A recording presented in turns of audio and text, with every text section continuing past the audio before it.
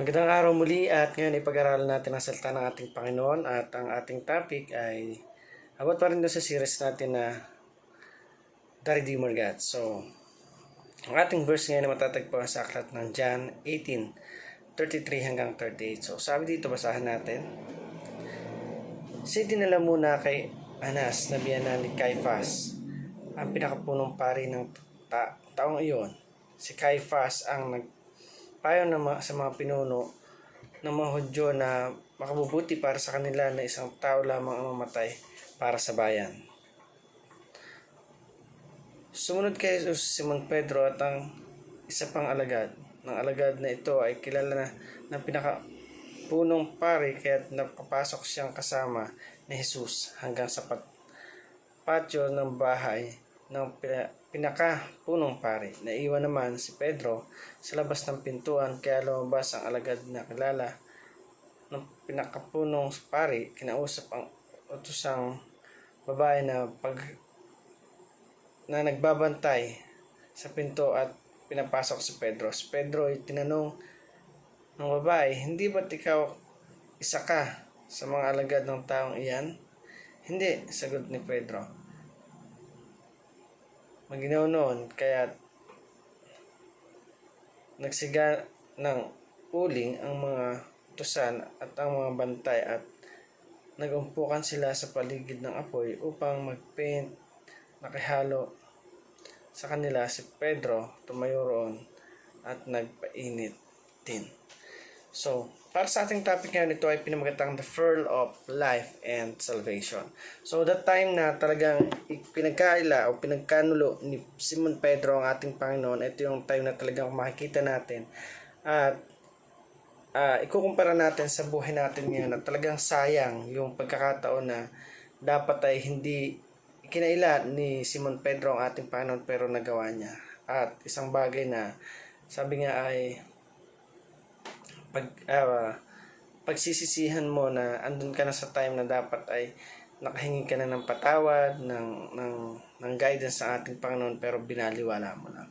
So para po sa ating unang katuruan, sabi dito, Jesus was born to become king whose kingdom is from heaven and earth. So, ang ating Panginoon Jesus ay dumating dito sa mundo para maghari sa buong mundo. And this is the time na alam natin na malaking pagbabagong magaganap, malaking pagbabago na i-improve ng ating bansa dahil sa tamang leader na binigay niya sa ating. So, pangalawa, sabi dito, a person can be so near to the kingdom and yet so far from it. So, sabi nga malapit na dun, maraming mga bagay, maraming mga ginagawa, maraming mga changes sa kapaligiran natin, pero still ang Panginoon na hindi nagbabago.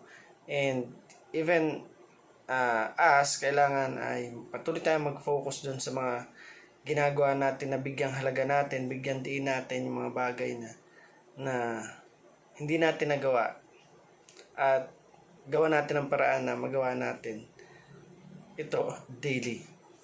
So number 2, sabi dito, a person can be so near to the kingdom and yet so far from it. So, akala natin minsan ay napakalayo na natin, pero ang totoo ay talagang yung pag-iingat ng Diyos, kino-cover niya tayo sa anumang uri ng pamakagano, sobrang dami. Kaya hindi tayo magkaintindihan, hindi tayo magkasiksikan. But I do believe na talagang kapag sa people tayo nagtiwala, lahat ng bagay na hinihiling natin ay pagkakalob niya. Patuloy lang tayo na magtiwala, patuloy lang tayo na manalangin sa ating Panginoon. At darating yung time na sila na mismo yung lalapit sa atin. So number 3, sabi dito, a person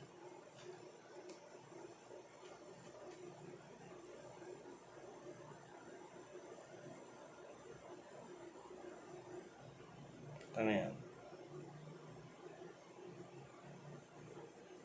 So yun. Pangalawa, sabi dito, ask for a missional for people of for Pilate for people, for pilot. So, eto dito sabi doon, talagang kailangan talaga natin na sundin yung kalooban ng ating Panginoon at patunayan na talagang ang Diyos ay kumikilos sa mga taong sumusunod sa Kanya, sa mga taong nagtitiwala sa Kanya at walang sawang sumusuporta sa Kanyang gawain. So, we need to focus sa goal natin na parangalan ng ating Panginoong Jesus. So, number 3, sabi dito, Eman opened the great missional of our family members and friends. So, etong mga bagay, minsan naman nakasanayan natin, nagagawa na natin ng alam natin na ito yung makakabuti. But we need to analyze that thing na talagang hindi sila pang habang buhay. At ganoon din naman, ibigyang halaga natin. So, we are so very thankful that we have a lot of friends na matutulungan at patuloy na mabibigyan din yung mga pangarap nila sa buhay. So, again, I hope may natutunan tayo sa making video na to. Thank you for watching this video and God bless you.